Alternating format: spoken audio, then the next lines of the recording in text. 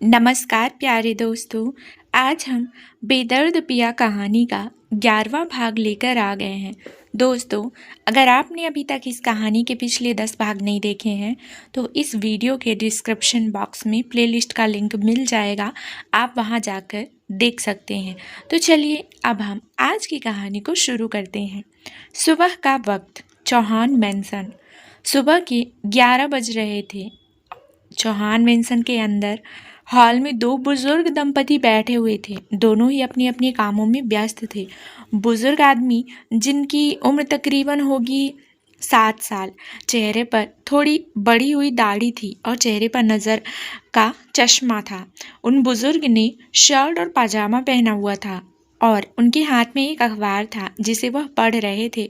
वहीं उनके बाजू में उनकी पत्नी बैठी हुई थी, जिनकी उम्र 55 साल है और उन्होंने हल्की रंग की साड़ी पहनी हुई थी और उनके चेहरे पर भी एक नज़र का चश्मा था और वह अपनी चाय की चुस्कियाँ ले रही थी और सामने टीवी में देख रही थी। यह कोई और नहीं, राजवीर के दादाजी और उसकी दादी माँ है, अशोक चौहान और अनुपमा चौहान। अशोक जी एक नज़र अपनी पत्नी अनुपमा जी की तरफ देखते हैं और कहते हैं, यह क्या तुमने सुबह सुबह सीरियल लगा रखी है? तुम्हें पता है ना, मुझे सास बहू वाली सीरियल बिल्कुल भी पसंद नहीं।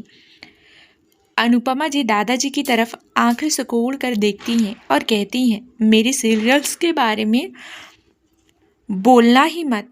पहले ही मेरा पोता घर नहीं आया है, इसलिए मेरा दिमाग विचलित है और आप मुझे मेरी पसंदीदा सीरियल भी देखने नहीं दे रहे हैं। मेरा ध्यान भटकने के लिए कैसे पति हो आप? अनुपमा जी की बात सुनकर दादाजी उनकी तरफ से एक नज़र देखते हैं और कहते हैं, ये जो तुम देख रही हो ना, यह कोविड-19 से भी बुरा है। एक बार आदमी कोरोना से बच जाए पर सास बहू की सीरियल से ना बच पाए। पता ही नहीं चलता कौन कब मर गया और कब कौन जिंदा हो गया। दादाजी ने यह बात अपना मुंह एड़े हुए कही थी। वहीं दादी माँ आगे कुछ कहती, तभी उन्हें सीढ़ियों से दो लड़कियां उतरते हुए दिख रही थी। दोनों लड़कियां दिखने में बेहद खूबसूरत थी। पहली लड़की, जिसकी हाइट 5 फीट थी, उसने ब्लू कलर का टी शर्ट और ब्लैक जीन्स पहनी हुई थी और ऊपर से उसने सफ़ेद सूट पहना हुआ था और गले में आइडेंटिटी कार्ड था। वहीं दूसरी लड़की, जिसकी हाइट 5 फीट 5 इंच थी, वह भी दिखने में बेहद खूबसूरत थी। उसकी आंखें किसी गुलाब की पंखुड़ी की तरह थी और उसकी आंखों की नीली पुतलियाँ किसी पानी की बूंद की तरह थी। उसने अपनी आंखों में हल्का सा सुरमा लगाया हुआ था। लंबी नाक के साथ में लड़की बेहद खूबसूरत लग रही थी। उसने अपने होठों पर हल्की सी लिपस्टिक, चेहरे पर हल्का सा मेकअप, कान में हल्की सी इयररिंग्स। उस लड़की ने कुर्ता और जीन्स पहनी हुई थी। वाइट कुर्ता उस लड़की की त्वचा पर निखर कर आ रहा था। वहीं उसने ब्लैक जीन्स पहनी हुई थी। पर्पल कुर्ते के ऊपर वाइट कोट पहना हुआ था उसने और उसके ऊपर एक आइडेंटिटी कार्ड लटक रहा था और उसने भी कॉलेज बैग लिए हुए थे। यह दोनों को यार्नी, आलिया और नंदनी थी। दोनों ही एक पल साथ चल रहे थे। दोनों ही एक साथ चल रहे थे। आपको कन्फ्यूजन ना हो इसलिए बता देता हूँ, जो ब्लू कलर की टी शर्ट में है वह आलिया है, बाकी आप समझदार हैं। दोनों ही सीढ़ियों से नीचे आ रही थी। दोनों के ही नज़र दादा दादी पर चली गई, फिर दोनों उनके पास आ जाती हैं। नंदनी अपना बैग उतारती है और एक साइड बाजू में रख सोफे पर रखती है और धीरे से चलकर दादा दादी के पास आती है और दोनों का एक साथ पैर छू लेती है, एक एक करके वह। और फिर दादा दादी के चेहरे पर मुस्कान तैर जाती है और दोनों मुस्कुराते हुए नंदनी को आशीर्वाद देते हैं। वहीं नंदनी को देखकर हमारी आलिया भी वैसे ही करती है और दादा दादी उसे भी आशीर्वाद देते हैं। दादी माँ नंदनी आलिया की तरफ देखते हुए मुस्कुराते हुए कहती हैं, क्या आप दोनों कॉलेज जा रही हैं? नंदनी दादी माँ के सवाल का जवाब देते हुए बोली, जी दादी माँ, हम कॉलेज जा रहे हैं। कुछ ज़रूरी काम आना पड़ा है और कुछ दिनों में एग्ज़ाम भी आने वाले हैं, तो हमारा जाना ज़रूरी है। आलिया भी अपनी गर्दन हाँ में हिलाती है और अपनी मुँह बिचकाते हुए कहती है, हाँ, आज कॉलेज जाना पड़ेगा और मुझे भी आज अपने घर जाना है। फिर वह नंदनी की तरफ देखती है और कहती है, बाय नंदू, आज हम दोनों कॉलेज में बढ़ जाएंगे। नंदनी आलिया की तरफ देखते हुए उसे घूरती है और कहती है, तुम तो ऐसे कह रही हो जैसे तुम चौहान मेंशन से नहीं दूसरी दुनिया में जा रही हो। आलिया अपनी शक्ल बच्चे की तरह बनाते हुए नंदनी से कहती है, हाँ नंदू डार्लिंग, कितनी निर्दयी हो तुम। तुम्हें नहीं पता, तुमसे दूर रहना मेरे लिए किसी दूसरी दुनिया में रहने से कम नहीं है। हाँ हाँ, बस कर अपनी ये एक्टिंग, चल कॉलेज के लिए देर हो रही है। इतना कहकर वह जाने लगती है कि पीछे से शांति की आवाज़ आती है, जो चौहान परिवार के घर की मैड है। अरे सुन बाई, तांबा तांबा नाश्ता तर करुण जा तुम्हें, शांति ने पीछे से आते हुए मराठी में कहा। अरे बहुरानी, रुकिए रुकिए, नाश्ता तो करके जाइए आप। नंदिनी शांति की तरफ देखते हुए उनसे मराठी में ही कहती है, अरे शांति काकू, याची काय गरज होती, आम्ही केल असत ना बारे नाश्ता। मतलब, अरे शांति चाची, इसकी क्या ज़रूरत थी, हम बाहर ही नाश्ता कर लेते।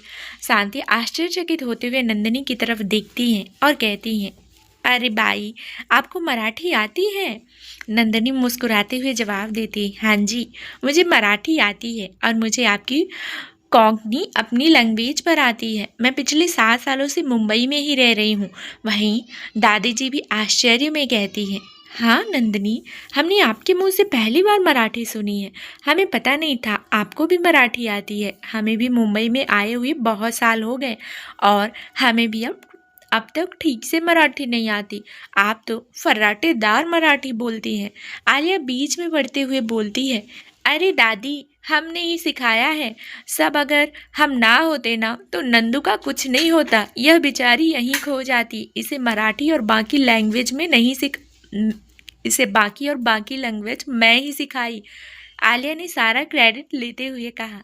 आलिया की बच्ची, तुझे कॉलेज जाकर बताती हूँ। नंदिनी ने आलिया को देखा और अपने दांत पीसते हुए कहा। वहीं आलिया भी नंदिनी की बात पर अपनी बत्ती से दिखा देती है। नंदिनी दादाजी और दादी जी की तरफ देखते हुए और शांति की तरफ देखते हुए बोलती है, काकू, हमें अब वक्त नहीं है, हमें जल्दी जाना है कॉलेज के लिए। हम कैंटीन में कुछ खा लेंगे। इतना कहकर वह अपना बैग उठाती है और अपनी पीठ पर टांगती है और वहाँ से जाने के लिए निकलती है। आलिया भी नंदिनी के पीछे जाने के लिए निकल रही होती है कि तभी पीछे से कोल्ड और अट्रैक्टिव आवाज़ सबके कानों में गूंजती है, वहीं रुक जाइए आप दोनों।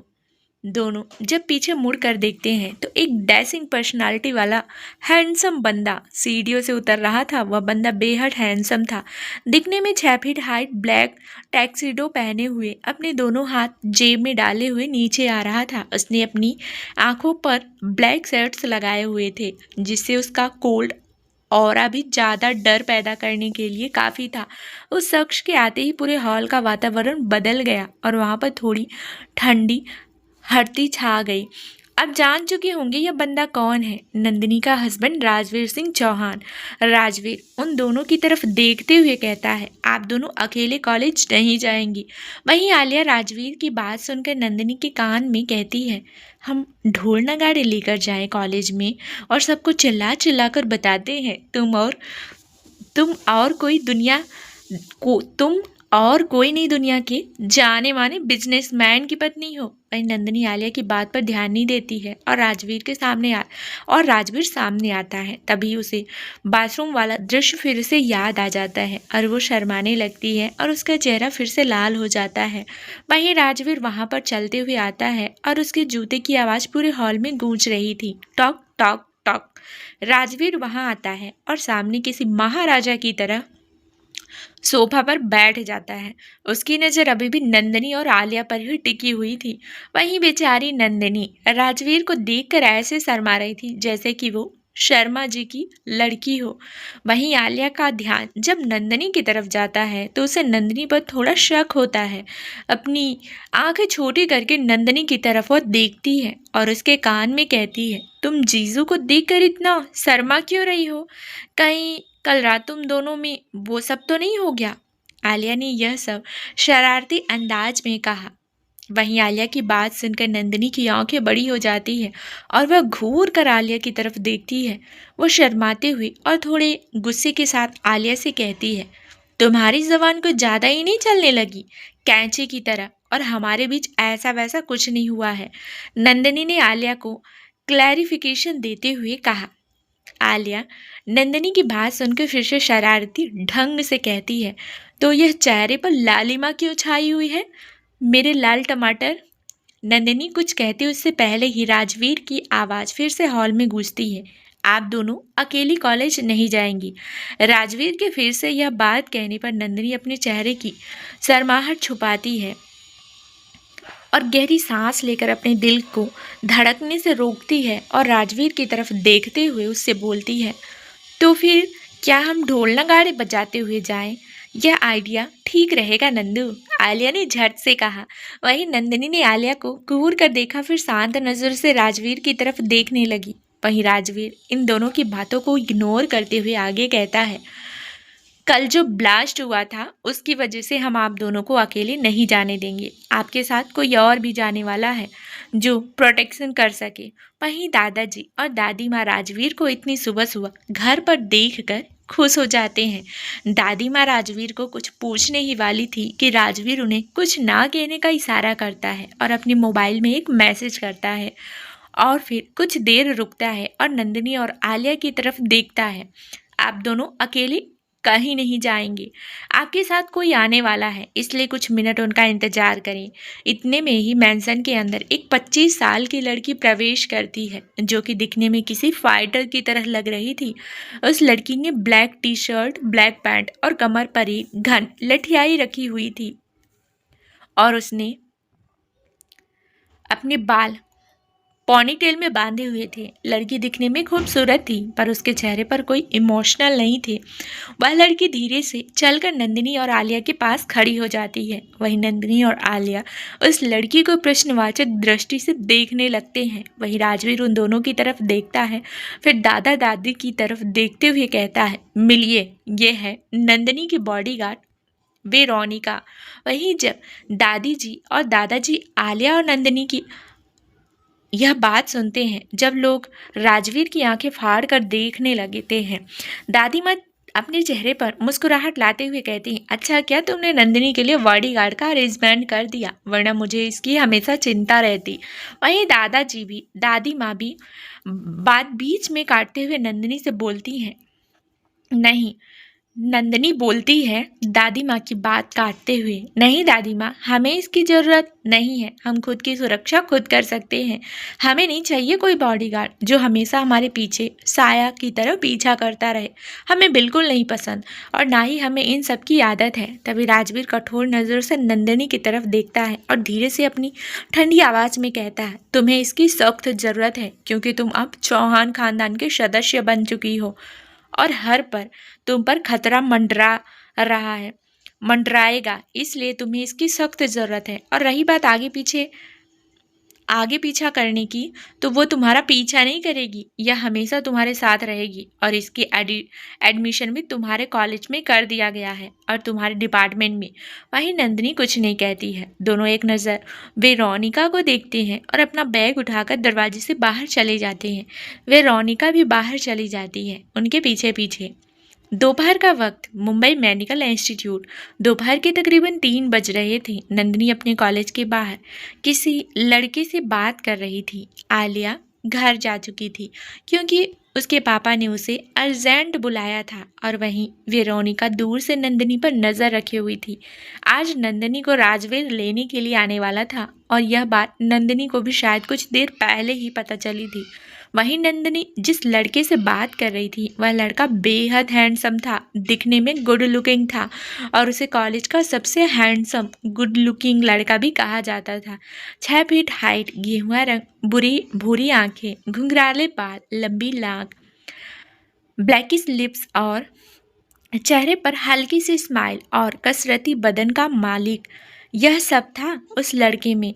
टाइट जींस और रेड शर्ट पहनी हुई थी और नंदिनी उस लड़के से हंस हंस कर बातें कर रही थी। लड़का नंदिनी की तरफ देखते हुए नंदिनी से कहता है, तुम आज बहुत सुंदर लग रही थी, कॉलेज की लड़कियां तुम्हें देखकर आज बहुत जल रही थी। उस लड़के ने फ्लर्टी अंदाज में नंदिनी से कहा। वहीं नंदिनी उसकी बात सुनकर मुस्कुराते हुए कहती है, तुम कुछ भी कहते हो वीरांशु। नंदिनी ने अपना दाहिना हाथ सामने हिलाते हुए कहा, मेरी तारीफ कर रहे हो? इवन मुझसे भी खूबसूरत लड़कियां हैं इस कॉलेज में। यार नंदिनी, तुम कितनी हम्बल हो। तुम खुद की तारीफ सुन नहीं सकती हो क्या कभी? कभी भी। मैंने ऐसे सुना था कि लड़कियां खुद की तारीफ सुनने में सबसे ज़्यादा इंटरेस्ट लेती हैं, पर तुम हो जो खुद की तारीफ सुन ही नहीं सकती हो। वहीं दोनों बात कर रहे थे और दोनों को दो जोड़ी आंखें घूर नहीं रही थी, अपनी आंखों से अंगारे बरसा रही थी। दूर कार में बैठा राजवीर उन दोनों को ऐसे घूरा था मानो दोनों को कच्चा चबा जाए। नंदिनी वीरांशु से हंसकर बात कर रही थी। वहीं वीरांशु नंदिनी के कंधे पर कभी हाथ रखता, कभी उसे ताली देता। यह देखकर राजवीर को गुस्सा आने लगा था। राजवीर अपनी कार के अंदर से सारा नज़ारा देख रहा था और उसे वीरांशु को जिंदा जलाने का मन हो रहा था। वह अपने मन में कहता है, देखो कैसे हंस हंस कर बातें कर रही है। अगर मुझसे बात करने को कहो तो नज़रें झुका लेती है, नहीं तो हड़बड़ा जाती है और कुछ टाइम तो बात भी नहीं करती। और इसके साथ देखो कैसे मुस्कुरा रही है, कैसे हंस रही है, जैसे कि मुझ में कांटे लगे हो उसमें फूल। वहीं वीरांशु इस बात से अनजान था कि दो जोड़ी आंखें उसे कातिल निगाहों से घूर रही है। अगर वह जल्दी से दूर नहीं जाता तो कहीं राजवीर उसे दूर से शूट ना कर दे। तभी राजवीर अपनी गाड़ी नंदिनी और वीरांशु के थोड़े पास लाता है और जोर से हॉर्न बजा देता है, पी पी पी। वहीं जब राजवीर की गाड़ी का हॉर्न इतना जोर से बजता है तो कॉलेज परिसर के सारे लोग राजवीर की गाड़ी की तरफ ही देखने लगते हैं और उसकी गाड़ी को देखते ही रहते हैं। आज राजवीर लैम्बोर्गिनी का सबसे नया वाला एडिशन चल रहा था, जो कि इंडिया में लॉन्च भी नहीं हुई थी और पूरी दुनिया में बस 5 ही बनी हुई थी। यह कार रेड कलर की थी पर दिखने में बेहद आकर्षित लग रही थी। वहीं नंदिनी जब उस कार की तरफ देखती है तो वह पहचान नहीं पाती कि यह राजवीर की कार है, पर जब वह कार का लोगो देखती है तो उसकी आंखें हैरानी से बड़ी हो जाती है और वह वीरांशु की तरफ देखते हुए बोलती है, वीरांशु मुझे जाना होगा, थोड़ा ज़रूरी काम है। इतना कहकर वह गाड़ी की तरफ देखती है और धीरे धीरे कदमों से उस गाड़ी की तरफ जाने लगती है। वहीं वीरांशु और बाकी सब लोग नंदिनी को इतनी महंगी गाड़ी में जाते देख हैरान हो जाते हैं। किसी को भी विश्वास नहीं हो रहा था नंदिनी चंदेल इतनी महंगी गाड़ी में किसी के साथ जा रही है। आप सबको बता दूं कि बाकी सब लोगों को पता नहीं है कि राजवीर नंदिनी का हस्बैंड है, क्योंकि जो रिसेप्शन में वीडियो फुटेज ली गई थी और राजवीर ने उन सारी फुटेज में नंदिनी का चेहरा ब्लर कर दिया था, इसलिए बाहर की दुनिया के ज़्यादातर लोग नंदिनी को नहीं जानते, बस बिजनेस वर्ल्ड के लोगों को छोड़कर। नंदिनी धीरे से जाती है और कार का दरवाज़ा खोल लेती है और उसमें बैठ जाती है। वहीं राजवीर ड्राइविंग सीट पर बैठे हुए फ्रंट मिरर से नंदिनी के चेहरे को देख रहा था। फिर वह गाड़ी का गियर डालता है और एक्सीलेटर ऑन करके गाड़ी स्टार्ट करता है और गाड़ी वहाँ से हाईवे की तरफ चलने लगती है, क्योंकि कॉलेज हाईवे के बिल्कुल नज़दीक बना हुआ था। वहीं राजवीर इस वक्त बहुत गुस्से में था। उसे नंदिनी से ज़्यादा उस लड़के पर गुस्सा आ रहा था जो नंदिनी को टच कर रहा था। अगर उसकी बस में होता तो अभी के अभी जाकर उस लड़के के हाथ उसके बाजू से अलग कर देता, पर क्या करे बेचारा। वहीं राजवीर कुछ दूरी पर जाकर कार रोक देता है और कार अचानक से रुक जाने से नंदिनी हैरान हो जाती है और अचरज में राजवीर की तरफ देखते हुए कन्फ्यूजन से कहती है, आपने कार क्यों रोक दी? राजवीर नंदिनी की तरफ फ्रंट मिरर में देखता है और उसे घूरता है और कहता है, मैं तुम्हारा नौकर नहीं हूँ और ना ही तुम्हारा ड्राइवर हूँ जो तुम पीछे महारानी की तरफ बैठी हुई हो और मैं ड्राइव कर रहा हूँ। जल्दी से मेरे पास वाली सीट पर आ जाओ। राजवीर की यह बातें सुनकर नंदिनी को रियलाइज होता है उसने क्या गलती कर दी, इसलिए वह कार का दरवाज़ा खोलती है और दूसरी साइड घूमकर राजवीर के बगल वाली सीट में बैठ जाती है और फिर से कार का दरवाज़ा बंद कर देती है। नंदिनी एकदम से उसे कुछ याद आता है तभी, और वह एकदम से कहती है, मिस्टर चौहान, हम वेरोनिका को वहीं भूल गए। नंदिनी की बात सुनकर राजवीर की आंखें ठंडी हो जाती हैं और वह ठंडी आंखों से नंदिनी की तरफ देखते हुए अपनी कोल्ड आवाज़ में कहता है, वह अपने आप घर पर आ जाएगी, मैंने उसे वैसा कह दिया है। राजवीर फिर नंदिनी की तरफ देखता है और शांत और ठंडी आवाज में फिर से कहता है, तुम जिससे बात कर रही थी वह लड़का कौन है? नंदनी राजवीर की बात सुनकर उसकी तरफ हैरानी से देखती है, फिर एक गहरी सांस लेकर राजवीर से कहती है, वह मेरा क्लासमेट था। हम दोनों की क्लास में है हम दोनों एक ही क्लास में हैं, इसलिए वह मुझसे बात कर रहा था। नंदनी की बात सुनकर राजवीर को थोड़ा फिर से गुस्सा आ जाता है और नंदनी की तरफ वो गुस्से से देखते हुए कहता है, क्लासमेट है तो क्लासमेट की तरह मिलो, यूँ एक दूसरे को टच करने की ज़रूरत नहीं है। राजवीर ने थोड़ा जेलसी में कहा। नंदनी को राजवीर की बातें समझ में नहीं आती, इसलिए कन्फ्यूजन से कहती है, हम एक दूसरे के दोस्त हैं तो एक दूसरे को टच कर सकते हैं ना, और यह तो नॉर्मल सी बात है मिस्टर चौहान। राजवीर नंदिनी की बात सुनकर फिर से गुस्सा हो जाता है और वह अपनी सीट बेल्ट खोलता है और नंदिनी की तरफ झुकते हुए कहता है, मैंने कहा ना, क्लासमेट है तो क्लासमेट की तरह मिलो, जो बार बार उसे हाथ लगाने की ज़रूरत नहीं है, हाथ लगा देने की ज़रूरत नहीं है। वो मुझे तुम्हारे करीब फिर से दिखेगा ना तो देख लेना। वहीं राजवीर ने यह बात नंदिनी को बेहद करीब आकर कही थी, जिससे नंदिनी की धड़कन तेज हो गई थी और उसकी धड़कनें बुलेट ट्रेन की रफ्तार से चल रही थी, मानो उसका दिल अभी उसके मुंह से बाहर आ जाएगा। वहीं राजवीर को भी एहसास नहीं था कि वह नंदिनी के कितने करीब है। नंदिनी राजवीर की गर्म सांसों को महसूस कर पा रही थी और उनके फासलों में बस हवा गुजर जाने का रास्ता था। वहीं नंदिनी इस वक्त सांस नहीं ले पा रही थी, क्योंकि उसके दिल की धड़कनें बहुत तेज हो गई थी। धीरे से इतना ही अपने मुंह से कह पाती है, अपनी गर्दन धीरे से हाँ में हिला देती है। गर्दन हिलाने से नंदिनी के होंठ अचानक राजवीर के होठों को जहाँ मिलते हैं और अनएक्सपेक्टेड किस कार में ही हो जाती है। इस इस किस से नंदिनी एकदम हैरान हो जाती है और राजवीर की आंखें भी बड़ी होने लगती है।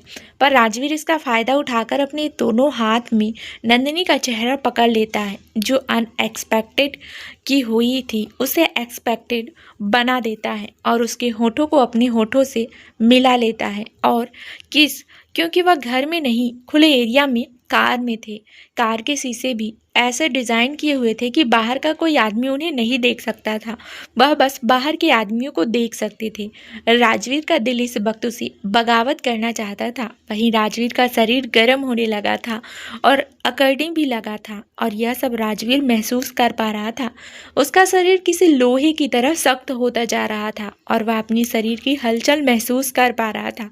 वहीं नंदिनी भी यह सब महसूस कर पा रही थी और उसकी आंखें शर्म से नीचे झुक जाती है और उसका चेहरा शर्म से पूरा टमाटर की तरह लाल हो जाता है। तभी छोटी सी किस कब लंबी हो गई उन्हें पता ही नहीं चला। लगभग 20 मिनट बाद नंदिनी को जब सांस लेने में दिक्कत होने लगी और वह अपने हाथ पैर बिन मछली पानी जैसे छटपटाने लगी, पर फिर भी राजवीर नंदिनी को छोड़ने का नाम नहीं ले रहा था। पर तभी वहाँ पर राजवीर का मोबाइल रिंग करने लगा और उसके मोबाइल फ़ोन पर कॉल आने लगा। राजवीर ने पहले 2 मिनट उसे कॉल को इग्नोर किया और नंदिनी में ही खोया रहा, पर जब फिर से कॉल रिंग पर बजने लगी तो राजवीर इरिटेट हो गया। फिर वह नंदिनी को ना चाहते हुए भी छोड़ दिया और स्टेट पोजीशन में आकर अपनी सीट पर बैठ गया और फ़ोन की तरफ देखा तो वहाँ पर आदित्य का नंबर फ्लैश हो रहा था और यह देखकर राजवीर को और ज़्यादा गुस्सा आने लगा। वही नंदिनी उस सीट पर किसी लाश की तरह पड़ी हुई थी, गहरी गहरी सांस ले रही थी। उसके चेहरे पर कोई एक्सप्रेशन नहीं थे, वह चेहरा ही शर्म से लाल हुआ था। और इस वक्त नंदिनी की हालत कुछ ऐसी थी जैसे कि राजवीर ने नंदिनी के शरीर से पूरा खून शौक लिया हो और उसके होंठ सूज गए थे और उसमें थोड़ी थोड़ी ब्लीडिंग भी होने लगी थी। वहीं राजवीर फ़ोन पिक करता है और उधर से आदित्य की उत्साहित आवाज़ आती है, हेलो भाई, कहाँ हो आप? राजवीर के चेहरे के एक्सप्रेशन इस वक्त कुछ ठीक नहीं थे। उसे आदित्य पर बहुत गुस्सा आ रहा था, इसलिए वह इरिटेट होते हुए कहता है, शमशान में हूँ, बता कॉल क्यों किया है? आदित्य राजवीर की बात सुनकर कंफ्यूज हो जाता है और वह कंफ्यूजन में पूछता है, आप शमशान में क्यों हो? क्या आपने किसी को ऊपर पहुंचा दिया? क्या क्या आपने किसी को स्वर्ग का रास्ता दिखला दिया? आदित्य की बात से राजवीर और बौखला जाता है और गुस्से से और अपनी ठंडी आवाज में आदित्य को जवाब देता है, तेरे ही अंतिम संस्कार की तैयारी करने गया था वहां पर। तेरी चिता सजी थी, सजा दी है, बस अभी तुझे मारना बाकी है और मैयत का सामान भी घर पर ही लेकर आ रहा हूँ। आदित्य को राजवीर की बात फिर से समझ नहीं आती, इसलिए वह कहता है, क्या कह रहे हो भाई आप, मुझे कुछ समझ नहीं आ रहा है और मैं क्यों इतनी जल्दी मरूं? मरे मेरे दुश्मन। आदित्य की बात सुनकर राजवीर इरिटेट होने लगता है, इसलिए वह इरिटेशन में कहता है, भौंक, क्यों फोन किया तूने इस वक्त? आदित्य राजवीर की बात सुनकर उसे अब पता लग जाता है कि राजवीर उसकी बातों से इरिटेट होने लगा है, इसलिए वह थोड़ा संकोच करते हुए धीरे से कहता है, आते वक्त समोसे लेकर आइएगा। इतना कहकर आदित्य शांत हो जाता है और आदित्य के मुंह से यह बात सुनकर राजवीर की आंखें सिकुड़ जाती है और उसके मन में आदित्य के मर्डर का प्लान तैयार होने लगता है। फिर वह खुद को शांत करता है और गहरी और ठंडी आवाज में कहता है, तुझे चरवे की नदी में डूबी हुई कार्बोहाइड्रेट वाली लाश खानी है। आदित्य उधर से अपना मुंह खोले राजवीर की बात सुनता है और फिर एक गहरी सांस लेते हुए कहता है, हाँ पता है आप बहुत हेल्प कॉन्शियस हो, पर मुझे चर्बी की नदी में डूबी हुई कार्बोहाइड्रेट वाली लाश खानी है और एक खाने से कुछ नहीं होता। और दादा दादी के लिए और हमारे लिए समोसे लेकर आओ। इतना कहकर आदित्य फोन कट कर देता है और इधर से गहरी सांस लेता है और उधर से गहरी सांस लेता है। फिर राजवीर इधर गुस्से में गहरी सांस छोड़ता है और मन में बुदबुदाते हुए कहता है, इन्हें भी ऑनलाइन के ज़माने में इन्हें ऑफलाइन समोसे खाने हैं।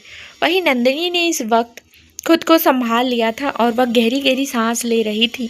फिर उसने वह सीट भी ऊपर कर दी थी और उसका चेहरा शर्म से लाल हुआ था और वह खिड़की के बाहर देख रही थी, क्योंकि इस वक्त वह राजवीर से नजरें नहीं मिला पा रही थी और उसमें इतनी हिम्मत भी नहीं थी। चौहान ग्रुप का इंडस्ट्रीज की 25 मंजिला इमारत के अंदर राजवीर नंदिनी को अपने ऑफिस ले आया था, क्योंकि उसे ज़रूरी काम आ पड़ा था, क्योंकि अचानक से ही उसके इटली वाले एक क्लाइंट आ चुके थे और उनके साथ राजवीर को एक इम्पॉर्टेंट मीटिंग अटेंड करनी थी। इसलिए राजवीर नंदिनी को अपनी सीईओ के कैबिन में छोड़ के मीटिंग रूम में चला गया था मीटिंग करने के लिए। वहीं ऑफिस के सारे स्टाफ को पता चल गया था कि नंदिनी कौन है, क्योंकि उसमें से बहुत सारे लोग राजवीर के रिसेप्शन में थे और सब लोगों को नंदिनी बेहद पसंद आई थी, क्योंकि हमारी नंदिनी बेहद खूबसूरत थी और खूबसूरत होने के साथ साथ समझदार भी, क्योंकि वह हर ऑफिस के स्टाफ मेंबर से मुस्कुरा कर बात कर रही थी, क्योंकि राजवीर के इंस्ट्रक्शन थे कि नंदिनी का पूरा ख्याल रखा जाए। ऑफिस के कुछ लोग नंदिनी के आते आओ भगत में लगे हुए थे। बार बार नंदिनी के पास कोई आ रहा था, उसके हालचाल पूछ रहा था और उससे बात करने की कोशिश और मस्का लगाने की कोशिश कर रहा था और नंदिनी सबसे मुस्कुरा कर बात कर रही थी। हर कोई कुछ ना कुछ बहाना बनाकर सीईओ कैबिन में आ रहा था और नंदिनी से बात करने की कोशिश कर रहा था और नंदिनी उनसे बात भी कर रही थी। इस वक्त जो गाड़ी में नंदिनी थी वह पूरी तरीके से बदल चुकी थी, क्योंकि नंदिनी ने अपने चेहरे पर हल्का सा मेकअप कर लिया था और अपने चेहरे पर हल्की सी लिपस्टिक लगा ली थी, जिससे उसके होठों के घाव नहीं दिख रहे थे। जो नंदिनी गाड़ी में राजवीर को देखकर शर्मा रही थी, इस वक्त वह नंदिनी कहीं गायब सी हो गई थी। इस वक्त नंदिनी कैबिन में अकेली काउच पर बैठी हुई थी और सामने राजवीर की बड़ी सी फोटो को देख रही थी और उसे देखकर मुस्कुरा रही थी, क्योंकि उसे ऐसी ही फोटो नंदिनी के पास भी थी उसके फ़ोन में और नंदिनी ने इसी फोटो को देखकर पहली नज़र में राजवीर से प्यार हो गया था।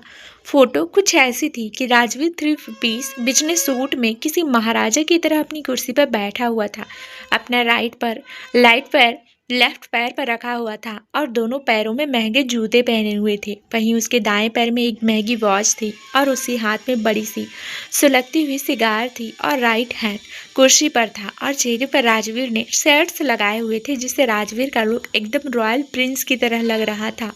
और राजवीर की यह फोटो राजवीर के डेस्क के पीछे लगी हुई थी। नंदिनी उस तस्वीर को देखते हुए अपने मन में कहती है, इस तस्वीर में आप जैसे हैं वैसे ही आप रियल लाइफ में हैं। काश आप पूरे के पूरे मेरे हो पाते। काश हमारे बीच में गलतफहमी की दीवार की बजाय प्यार की दीवार होती तो बहुत अच्छा होता। मैं जितना प्यार आपसे करती हूँ, काश आप उस प्यार के 1% भी प्यार मुझसे भी करते तो मैं पूरा जीवन इसी प्यार में बिता देती। नंदनी अपने मन में यह कह रही थी कि तभी केविन का अचानक से दरवाजा खुलता है और केविन के दरवाजे के पास से एक अनजानी और अनचाही आवाज़ सुनाई देती है। तुम यहाँ क्या कर रही हो? नंदिनी जब यह आवाज़ सुनती है तो सामने की तरफ देखती है तो उसकी आंखें हैरानी से बड़ी हो जाती है, क्योंकि सामने एक 29 साल की लड़की जिसने एक मॉडर्न आउटफिट पहना हुआ था, चेहरे पर बहुत सारा मेकअप किया हुआ था, इसे आप पहचान ही चुके होंगे। राजवीर की सो कॉल गर्लफ्रेंड समीरा खन्ना सामने थी। नंदनी समीरा को इस वक्त यहाँ देखकर बेहद हैरान हो चुकी थी, क्योंकि उसे अपेक्षा नहीं थी कि इस वक्त समीरा राजवीर के ऑफिस में आएगी, क्योंकि नंदनी ने भी यह ऑफिस पहली बार ही देखा था। वहीं समीरा को यहाँ देखकर नंदनी को बेहद गुस्सा आ गया और वह गुस्से से समीरा को घूरने लगी और समीरा भी नंदनी को गुस्से में घूरने लगी और दोनों एक दूसरे को कच्चा चबा जाने वाली नज़रों से देख रही थी। वही नंदनी समीरा की तरफ देखते हुए कहती है, यह मेरे पति का ऑफिस है, मैं यहाँ आ सकती हूँ, पर मैं जान सकती हूँ तुम कौन हो और मुझसे ऐसी बात क्यों कर रही हो? नंदिनी ने पत्नी वाले अंदाज में आते हुए समीरा से सवाल किया।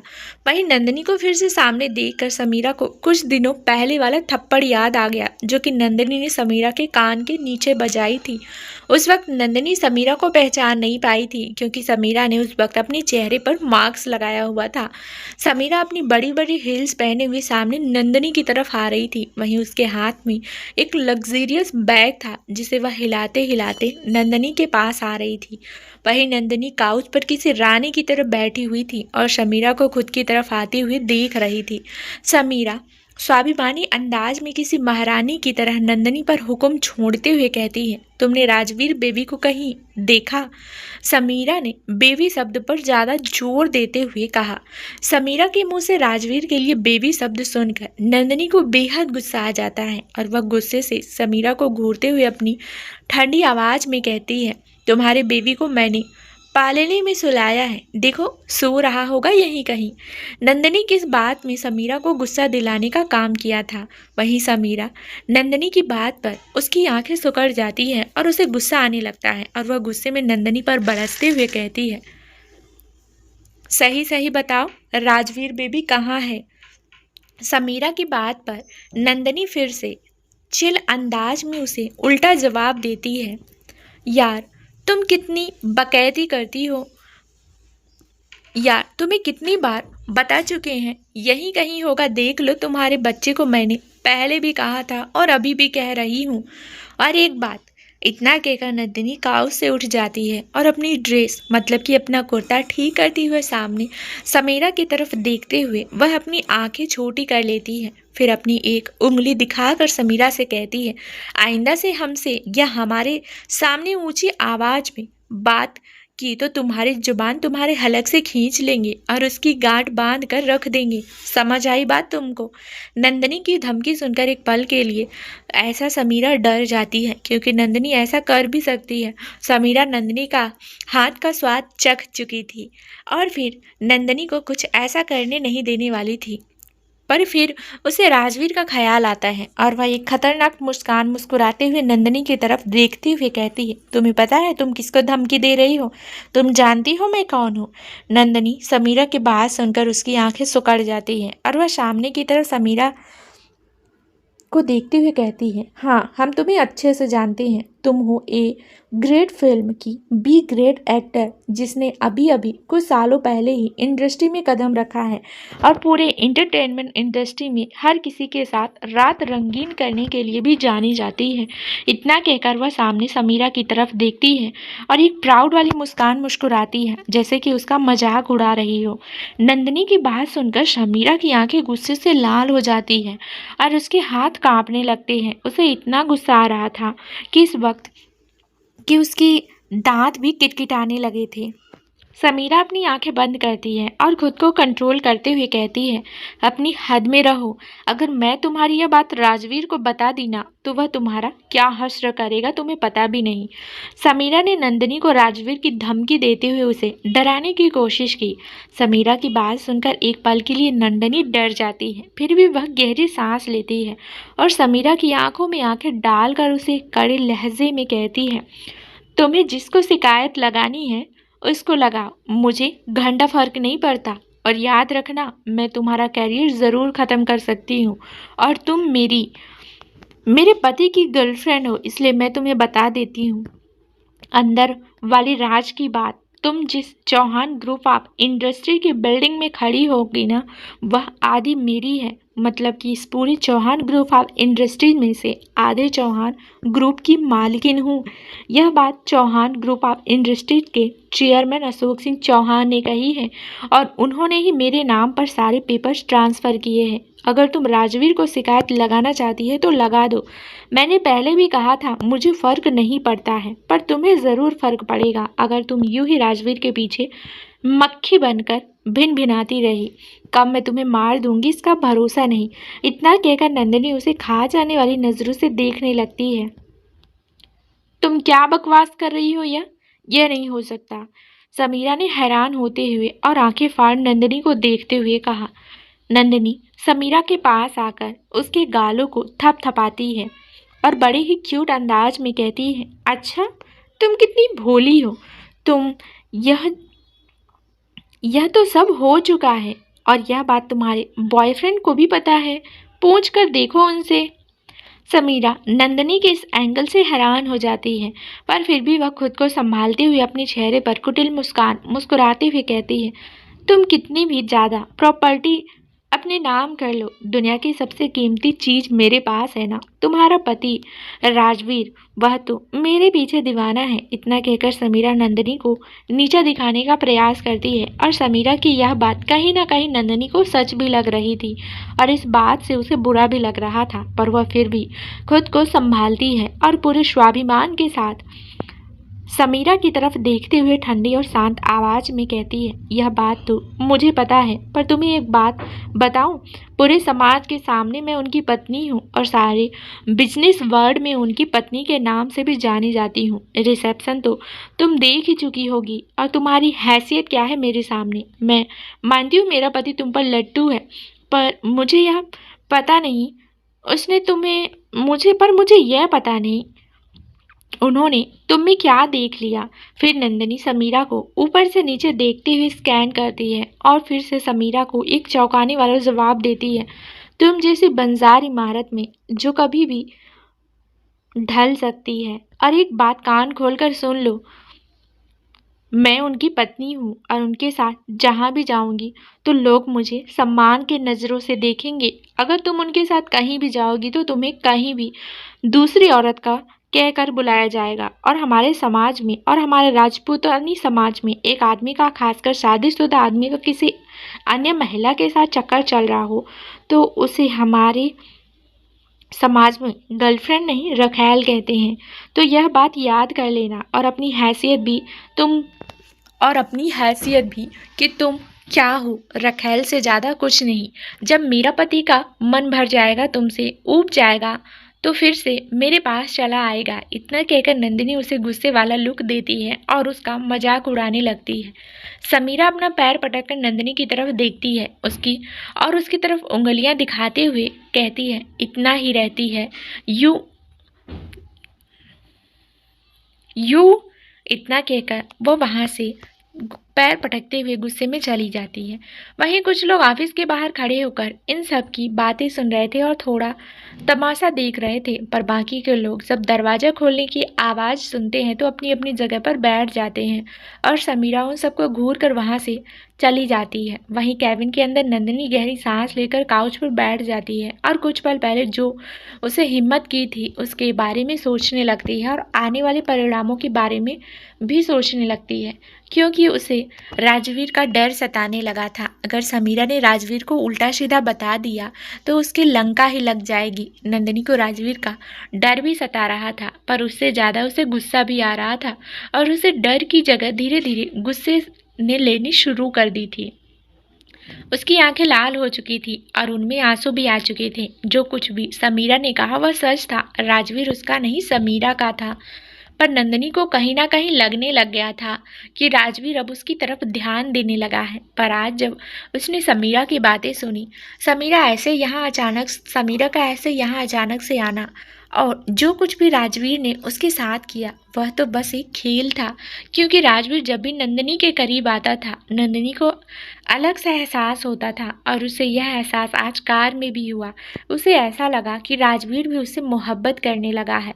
पर अब सारी सिचुएशन देखकर नंदिनी को यही लगने लग गया था कि राजवीर बस एक खेल खेल रहा है दोनों के साथ, या फिर बस उसके साथ। नंदिनी को सिक्के का एक ही पहलू पता था, दूसरा पहलू नंदिनी को बिल्कुल भी नहीं पता था।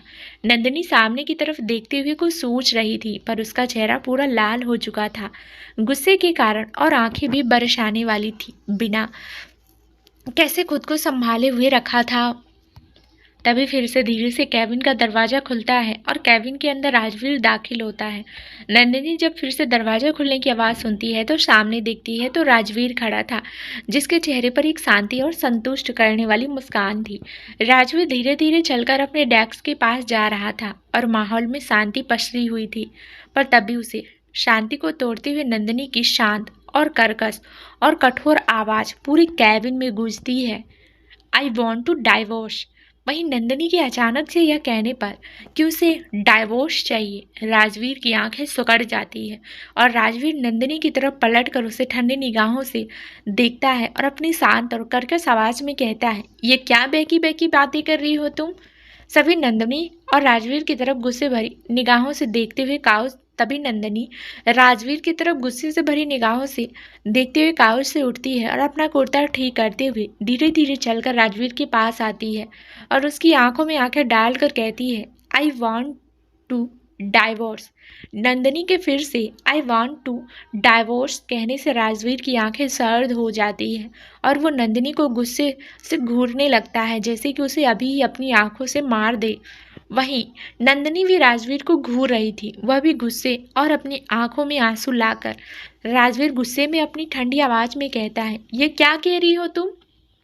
नंदिनी राजवीर की आंखों में आंखें डालकर उसे बोलती है, जो कहा वह सच कहा है, मुझे आपसे तलाक चाहिए।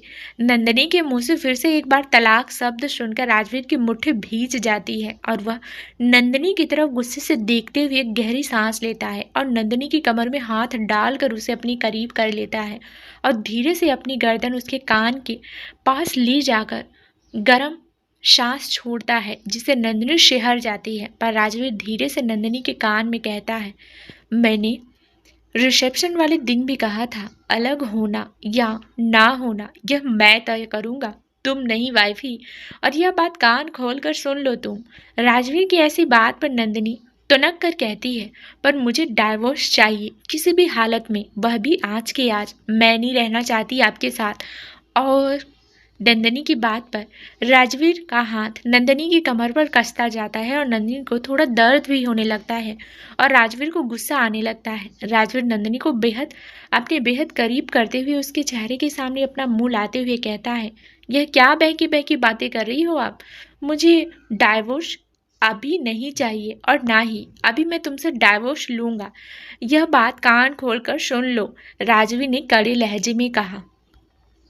नंदिनी अपनी आंखों में आंसू लाते हुए राजवीर से कहती है, पर मैं आपके साथ नहीं रहना चाहती और ना ही मैं मेरी फीलिंग्स का मजाक उड़ाने देखना चाहती हूँ। एक पल के लिए राजवीर को नंदिनी की बात बिल्कुल समझ नहीं आती। वह नंदिनी की तरफ ध्यान से उसके चेहरे को देखता है, जिसे नंदिनी के चेहरे पर गुस्सा और दर्द साफ दिखाई दे रहा था। नहीं देख सकती मैं आपको किसी और के साथ। जब आप उस शमीरा के साथ होते हो तो मेरा दिल दुखता है मेरा, और मैं अपने दिल को और नहीं दुखाना चाहती और ना ही मैं अपनी फीलिंग्स के साथ और खेलना चाहती हूँ और किसी को खेलने दे सकती हूँ, और आपको भी इस रिश्ते से हमेशा के लिए आज़ाद करना चाहती हूँ। आप जो अपनी शमीरा के पास, आप जाओ अपनी समीरा के पास और उसी के साथ खुश रहो। बस मुझे बख्श दो और मेरी फीलिंग्स के साथ मत खेलो। राजवीर जब समीरा का जिक्र सुनता है तो उसकी आंखें सिकुड़ जाती हैं और वह नंदिनी को थोड़े गुस्से और थोड़े शांत वाले इमोशनल के साथ देखता है और अपनी शांत आवाज में कहता है, और इसमें शमीरा कहाँ से बीच में आ गई। राजवीर के मुंह से यह सुनकर नंदिनी का गुस्सा फिर से हाई हो जाता है और नंदिनी राजवीर की पकड़ से छूटते हुए कहती है, वह बीच में नहीं आई थी, मैं बीच में आ गई हूँ आप दोनों के। मैं नहीं चाहती हूँ आप दोनों को दूर करना, इसलिए मैं आपसे डाइवोर्स चाहती हूँ। जाइए अपनी बेबी से मिले, वह नीचे ही आपका इंतजार कर रही होगी, अभी अभी यहाँ से गई है। और मुझे भी हमेशा के लिए बख्श दीजिए, मुझे नहीं रहना आपके साथ। जब राजवीर ने सुना कि समीरा यहाँ आई है और उसे ढूंढ रही है तो उसकी आंखें फिर से सिकुड़ जाती है और उसे पूरा मामला समझ में आ जाता है। वह नंदिनी को समझने की नाकाम कोशिश करते हुए कहता है, तुम जैसा समझ रही हो वैसा कुछ नहीं है। अब नंदिनी राजवीर के सीने पर मुक्के बरसाते हुए बोली, मुझे छोड़िए मिस्टर चौहान, मुझे अब आपके साथ बिल्कुल नहीं रहना है, मुझे घर जाना है, मुझे छोड़िए। और मुझे जो समझना था मैं समझ चुकी हूँ और मुझे अब कुछ नहीं समझना, और आइंदा से मेरे करीब आने की कोशिश भी मत करिएगा। इतना कहकर नंदिनी राजवीर के सीने पर जोर जोर से मुक्के बरसाने लगती है, पर राजवीर को उसके मुक्कों से कुछ फर्क नहीं पड़ रहा था, क्योंकि उसका मजबूत कसरती बदन इस सबको सहन कर रहा था। वहीं नंदिनी अब रोने लगी थी, उसकी आंखों से आंसू बहने लगे थे। वह रोते हुए सुबकते हुए राजवीर से कहती है, हमें छोड़िए, हमें जाने दीजिए, हम आपके साथ एक पल भी नहीं रह सकते, आपके करीब रहकर हमारा दम घुट रहा है, प्लीज़ हमें जाने दीजिए। नंदिनी यह कहकर जोर से रोने लगती है, शांत होने का नाम नहीं ले रही। वहीं राजवीर नंदिनी के बेहद करीब था और नंदिनी के रोने से उसके दिल में भी दर्द होता है। यार ये तो हार्ट अटैक वाले सिम्टम है। और वह नंदिनी को शांत करते हुए कहता है, शांत हो जाइए, हम आपको पूरी बात बताएंगे, प्लीज शांत हो जाइए। नंदिनी राजवीर की बात ना मानते हुए बोली, हम नहीं होंगे शांत, आप हमें छोड़ दीजिए, हमें जाने दीजिए। नंदिनी के ऐसे कहने पर राजवीर का हाथ नंदिनी की कमर पर कसता जाता है और वह नंदिनी को अपने चेहरे के करीब लाता है और दूसरे हाथ से नंदिनी के बाल पकड़कर अपने होंठ नंदिनी के होठों पर रख देता है और नंदिनी को ऐसे ही शांत करने की कोशिश करता है। वहीं अचानक से राजवीर के करीब आने से नंदिनी की धड़कनें फिर से तेज हो जाती है और राजवीर की हरकत से नंदिनी राजवीर को आंखें फाड़ कर देखने लगती है। वहीं उसकी आंखें अभी भी लाल थी और उसमें से आंसू बह रहे थे। आंसू नंदिनी के गाल से होते हुए लुढ़क कर जमीन पर गिर रहे थे। वहीं राजवीर के ऐसे किस करने से नंदिनी शांत हो चुकी थी और उसकी धड़कन तेज हो गई थी। राजवीर आंखें बंद करके नंदिनी को महसूस कर रहा था और नंदिनी ने शर्म से अपनी नजरें झुका ली थी। तभी राजवीर का एक हाथ नंदिनी की गर्दन पर जाता है और राजवीर नंदिनी की गर्दन की एक नस को प्रेस करता है और नंदिनी वहीं बेहोश हो जाती है और राजवीर नंदिनी से दूर होता है और उसे संभालता है और नंदिनी को बेहोश पड़े चेहरे को देखकर बस इतना कहता है, मुझे माफ़ कर दो, पर तुम्हारा इस वक्त शांत होना मेरे लिए बेहद ज़रूरी था। इतना कहकर राजवीर नंदिनी को अपनी बाहों में उठाता है और नंदिनी उसके बाहों में ही झूल जाती है। पर राजवीर उसे ठीक से संभालता है और अपनी डेस्क के पीछे आने लगता है। डेस्क के पीछे आने के बाद राजवीर एक बटन प्रेस करता है और जो राजवीर की बड़ी सी तस्वीर थी जो दीवार पर टंग रही थी, वह एक साइड कर सरक जाती है और वहाँ एक दरवाज़ा आ जाता है। राजवीर उस दरवाजे के अंदर प्रवेश करता है और पीछे एक बड़ा सा 5 स्टार होटल जैसा रूम होता है। राजवीर उस रूम के अंदर प्रवेश करता है। रूम दिखने में बेहद खूबसूरत था। उस रूम के अंदर सफ़ेद पर्दे लगे हुए थे। वहाँ पर एक किंग साइज बड़ा सा बेड था जिसके दोनों साइड 2 लैंप लगे हुए थे। वहीं उस बेड पर सफ़ेद बेड शीट भी थी। राजवीर किंग साइज बेड के पास आता है और नंदिनी को किसी कांच की गुड़िया की तरह उसे बेड पर आराम से रखता है और उसके ऊपर एक बेड सेट उड़ा देता है और बाजू में रखा हुआ एसी का एक रिमोट से एसी चला देता है और फिर नंदिनी की तरफ प्यार से देखते हुए उसके माथे को चूमता है और फिर उसे प्यार से देखते हुए ही कहता है, मुझे माफ़ कर दो। कुछ बातें हैं जो मैं तुम्हें कुछ देर बाद बताऊंगा, पर अभी के लिए तुम्हारा शांत होना ज़रूरी था। बस कुछ घंटे, फिर मैं तुम्हें सारी बातें बताऊंगा। इतना कहकर राजवीर उठ जाता है और उसकी आंखों में अंगारे दिखने लगते हैं। फिर वह सामने की तरफ देखते हुए अपने दांत पीस कर कहता है, आई किल यू समीरा खन्ना। राजवीर अपनी पॉकेट से अपना फ़ोन निकालता है और उस पर एक नंबर डायल करता है। रिंग जाती है और दूसरी तरफ से एक झटके में ही फ़ोन उठा लिया जाता है। दूसरी तरफ से हड़बड़ी में आवाज़ आती है, जी सर, कुछ काम था। राजवीर शांत और रूह कपा देने वाली आवाज़ में कहता है, मैंने तुम्हें रिसेप्शन वाले दिन क्या कहा था, समीरा खन्ना को उठाकर फार्म हाउस लेकर आओ, पर तुमने उसे खुला छोड़ रखा है। आज उसकी वजह से तुम्हारी मैडम को बहुत दुख हुआ है। वह दूसरी तरफ से आवाज़ आती है, सॉरी सर, हमें माफ़ कर दीजिए, हम सारी हड़बड़ियों में भूल गए थे उनके बारे में। राजवीर बोला, तुम्हें पता है दीपक, मेरी यहाँ पर गलती को माफ़ी नहीं मिलती और तुमने यह बहुत बड़ी गलती की, इसलिए तुम्हारी इस महीने की पेमेंट कट और 2 घंटे के लिए तुम्हें ट्रेनिंग हाउस जाकर वहाँ पर कड़ी ट्रेनिंग करनी पड़ेगी। राजवीर की बात सुनकर दीपक नाखुशी में कहता है, यस सर, मैं कर लूँगा और मैं कुछ देर में ही अपने आदमी भेजता हूँ मिस खन्ना को पकड़ने के लिए। राजवीर भी बस हाँ इतना ही कहता है और फ़ोन कट कर देता है। तो दोस्तों, आगे अब इस कहानी में क्या होने वाला है, ये जानने के लिए इस कहानी का अगला भाग ज़रूर सुने, जो बहुत ही जल्द इस चैनल पर प्रसारित कर दिया जाएगा। दोस्तों, कैसी लगी हमारा आज का एपिसोड? अच्छा लगा हो तो लाइक करें और ढेर सारा कमेंट ज़रूर करें, और चैनल पे नए हैं तो चैनल को सब्सक्राइब कर लें। साथ ही बेल आइकन को भी प्रेस करें ताकि मेरे नेक्स्ट कहानी का नोटिफिकेशन सबसे पहले आप तक पहुँचे। धन्यवाद दोस्तों।